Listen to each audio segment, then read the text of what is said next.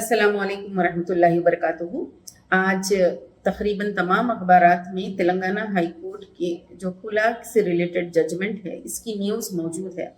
जिसमें डेक्कन क्रॉनिकल ने हेडलाइंस इस तरह लगाई है कि वाइफ का जो राइट ऑफ डिवोर्स है, जो खुला है, वो एब्सोल्यूट है।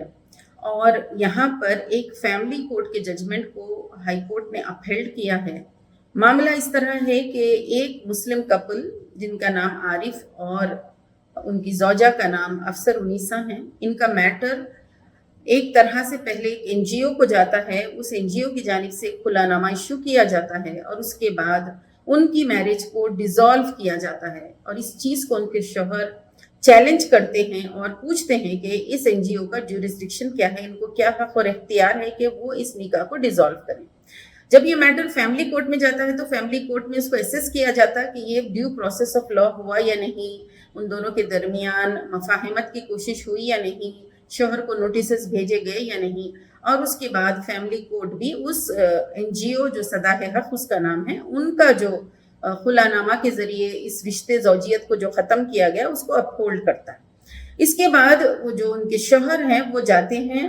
हाई कोर्ट, और हाई कोर्ट में ये मैटर आया और हाई कोर्ट से अब जो जजमेंट आया है कि जजमेंट में ये बात कह दी गई कि औरत का जो राइट ऑफ खुला है वो एब्सोल्यूट है, यानी कि औरत भी मर्द के तरह ही, शौहर के तरह अपना हक़ तलाक़ इस्तेमाल करके अपने आप को रिश्ते ज़ौजियत से मैराइटल जो बॉन्ड है उससे अपने आप को सेपरेट कर सकती है। और इस एतबार से उसका राइट भी तकरीबन इक्वल राइट है जो शौहर का राइट है।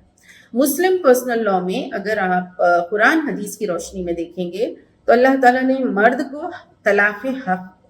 का हक दिया है, औरत को खुला का हक दिया है। दोनों में फ़र्क है। मकासिद शरिया में एक इम्पॉर्टेंट मकसद तहफ़्फ़ुज़ नस्ल भी है। वो खातून जो यानी रिश्ते ज़ौजियत में है वो प्रेग्नेंट भी हो सकती है, और इस एतबार से खुला के राइट को हस्बैंड के एक्नॉलेजमेंट के साथ जोड़ दिया गया ताकि इस खातून के से होने वाली जो औलाद है उसका भी तहफ़्फ़ुज़ हो सके और इस रिश्ते ज़ौजियत को टूटने से भी बचाया जा सके। आगे चल के उस बच्चे, उस औलाद के नफ़क़े का भी मामला सही हो, और साथ ही साथ किसी भी तरह यानी कोई भी पार्टी से एक दूसरे को नुकसान ना पहुँचाएं। तो इस एतबार से खुला के राइट को डिफरेंट रखा गया। और कभी अगर इन ख़वातीन को सताया जाता है, शोहर खुला देने से परेशान करते हैं, एब्सकॉन होते हैं, फ़स्ख़ निकाह दारुल ख़ज़ा में हो सकता है। फ़स्ख़ निकाह के माने है डिसोल्यूशन ऑफ मैरिज। तो अल्लाह ताला ने शरीयत में मुसलमान औरतों के राइट्स को प्रोटेक्ट किए हैं, जस्टिस भी है, और जस्टिस की डिलीवरी का भी एक बहुत अच्छा मैकेनिज़्म है जो इफ़हाम और तफ़हीम से हो सकता है, जो शरीयत की ताअत और इत्तिबा के ज़रिए हो सकता है, और दारुल ख़ज़ा में जाकर हो सकता है।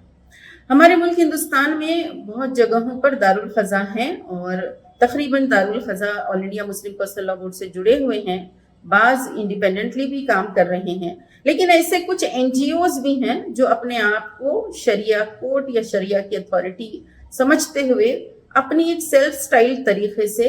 उनके खुलानामे और डिवोर्स सर्टिफिकेट्स वो इशू कर रहे हैं। हमारे अवाम में इतनी ज़्यादा लोगों में नॉलेज, अवेयरनेस, शऊर नहीं है, और आम ख़वातीन जब उनको अपने रिश्ते ज़ौजियत में, फैमिली लाइफ में प्रॉब्लम आता है तो वो नियर बाई जो भी उनके एनजीओज़ हैं वहाँ वो अप्रोच करती हैं, और उस एतबार से उनके मैरिटल मैटर्स को वो लोग सॉल्व करने की कोशिश करते हैं। ज़रूरत इस बात की है कि ये जो जजमेंट है जिसमें खुला के राइट को एब्सोल्यूट कहा गया, उसमें जो रेफरेंसेस दिए गए हैं वो सारे रेफरेंसेस लीगल एक्सपर्ट्स भी उसको देख सकते हैं। ये प्रॉब्लम हमारे साथ जो आ रहा है शमी मारा वर्सेस स्टेट ऑफ यूपी से लेकर रीसेंट जो केरला हाई कोर्ट का खुला जजमेंट है, ये सारे रेफरेंसेस देते हुए यहाँ पर यानी इस जजमेंट में ये कहा गया कि अगर इस खातून ने अपने आप को खुला लेकर अलहदा कर लिया तो वो मैरिज उनकी डिसॉल्व हो गई है और उन्होंने फैमिली कोर्ट के ऑर्डर को अपहेल्ड किया है। लेकिन ये चीज़ मुस्लिम पर्सनल लॉ में मदाखिलत भी है, और इंटरप्रिटेशन जिस तरीके से किया गया कि ना कोई दारुल ख़ज़ा की ज़रूरत है, ना कोई रिलीजियस क्लर्जी के एक्सपर्ट ओपिनियन की ज़रूरत है, तो इस तरीके से यानी अदालतों की जानिब से और ऑनरेबल जजेस की जानिब से इस तरह का स्टेटमेंट या वर्डिक्ट ये हमारी पूरी मुसलमान समाज की सोसाइटी और फैब्रिक को बहुत नुकसान पहुंचा सकता है, क्योंकि मासूम ख़वातीन जो नहीं जानती وہ بہت بڑی پریشانی میں ہوں گی. قانونی طور پر ان کے خلا ہو جائیں گے. سماجی طور پر ہمارا سماج دین، اسلام اور شریعت سے پوری طرح جڑا ہوا ہے. کوئی رشتہ جو شرعن حرام ہو، اگر عدالتیں بھی اس کے بارے میں فیصلے دے دیں تو کوئی بھی اس کو ایکسپٹ نہیں کرے گا. یہاں پر اینڈ ریزلٹ میں جو سفر ہونے والے کون ہوں گے؟ وہ مسلم خواتین ہوں گے. اس NGO کا جو اس کیس میں ذکر ہے، اس سے متعلق ایک مرتبہ میٹنگ میں نے خود مولانا خالد سیف اللہ رحمانی صاحب سے کہا تھا کہ یہ اپنے طور پر ڈیورس سرٹیفکیٹس دیتے ہیں، یہ کس حد تک جائز ہے؟ تو مولانا محترم نے مجھے بتایا کہ ایک معاملہ ان کا خود ان کے خاندان کا حضرت کے پاس آیا تھا، لیکن اس وقت ان حضرات کو بلایا گیا تھا کہ آپ لوگ آئیں اور اس سے متعلق بات کریں، لیکن انہوں نے اس سے انکار کر دیا. اس سے یہ ظاہر ہوتا ہے کہ جو ملی اجتماعیت ہے، ملت کا ایک اجتماعی پلیٹ فارم ہے، all India Muslim personal law board ہے، اس سے جڑے رہنے کے بجائے علیحدہ رہ کر اپنے طور پر جو کوئی اس طرح کے دارالخزاں چلا رہے ہیں یا سرٹیفکیٹس ایشو کر رہے ہیں، اس سے متعلق لوگوں میں بھی اویئرنیس پیدا کرنا بہت ضروری ہے. All India Muslim personal law board کو بھی یہاں پر اپنا سٹیٹمنٹ دینا بہت ضروری ہے. یہ ججمنٹ کو ہائی کورٹ سے اگر آگے کا کورٹ میں یعنی کہ سپریم کورٹ میں اپیل کیا جا سکتا ہے تو یہ بہت امپورٹنٹ ہوگا، کیونکہ آہستہ آہستہ مسلم پرسنل لاء کے جو اہم نکات ہے، جیسے کہ قانون طلاق ہے، قانون وراثت ہے اور اب قانون خلا ہے، یہ سب میں عدالتوں کے ججمنٹس ایک طرح سے مداخلت کر رہے ہیں. اگر یہ ججمنٹ چیلنج نہیں کیا گیا تو ایک پریسیڈنٹ کے طور پر اس کو لیا جائے گا اور آگے یہ قانون بن سکتا ہے. اگر اس طرح طلاق اور خلا اپنے طور پر ہو جائیں اور شرعی جو نقطہ نظر ہے اس کو پوری طرح سے نظر انداز کر دیا جائے، اور علماء اور کلرجی کے جو بھی یعنی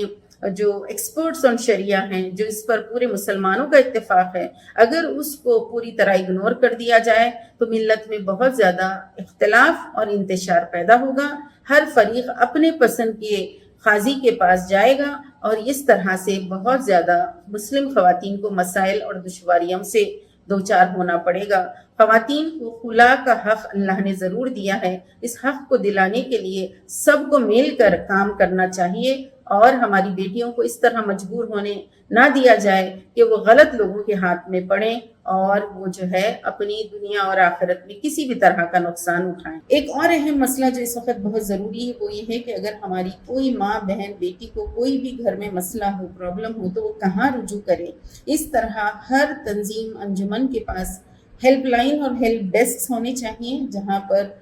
خواتین اپنا مسئلہ لے جا سکیں. تمام سکولز میں لیڈی ٹیچرز جہاں ہوتی ہیں وہاں پر ایک ہیلپ ڈیسک ہو. اسی طرح میٹرنٹی ہاسپٹلز میں جہاں بہت زیادہ لیڈی سٹاف ہوتا ہے وہاں بھی ہیلپ ڈیسک ہو، اور ساتھ ہی ساتھ علاقوں میں، محلوں میں، مساجد میں بھی ایک ہیلپ لائن اور ہیلپ ڈیسک ہو، تاکہ گھر کے خاندانی ازدواجی مسئلے اور معاملات بجائے پولیس اسٹیشن جانے کے، بجائے محلہ منڈلی جانے کے اس جگہ رجوع ہو سکے. انشاءاللہ ایک منظم طریقے سے جب ہم کوشش کریں گے تو ہماری نہ صرف خواتین کی مدد ہوگی بلکہ پورے سماج کے جو یہ قانونی جھگڑے ہیں یہ کافی حد تک حل ہو سکتے ہیں.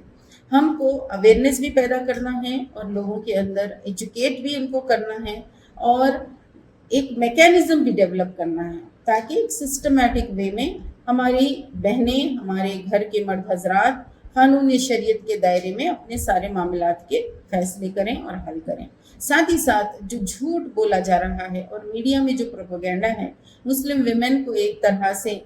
بہت ہی زیادہ مظلوم اور بہت زیادہ پریشان حال بنا کے پیش کیا جاتا ہے، اس کا بھی ہم کو منہ توڑ جواب دینا ہے. اور یہ جو اسٹیریوٹائپس ڈیولپ کیے گئے ہیں اس کو پوری طریقے سے ہم کو بتانا ہے کہ اصل میں سب سے زیادہ امپاورمنٹ جو عورت کو ملا ہے اسلام میں ملا ہے. خلا کے بھی جو رائٹس ہیں اس میں عورت کے لیے بہت بڑا خیر ہے اور آگے کی ازدواجی زندگی میں اس کے لیے بہت زیادہ سکون ہے. جزاک اللہ.